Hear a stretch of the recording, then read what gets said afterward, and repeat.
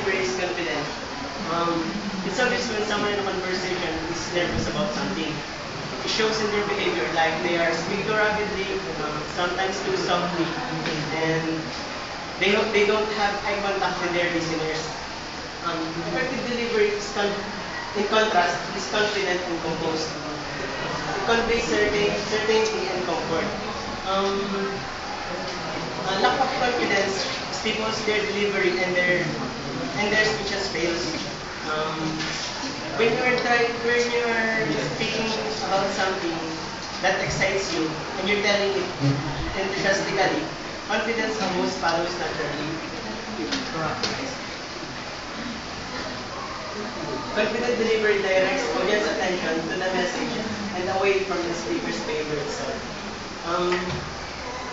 Um, Before this, I'd like you to know that um, when um, that when you are speaking about something, you're not thinking about how you look or sound. Instead, you are speaking on what on what what are you trying to say and how well your listeners are grasping it.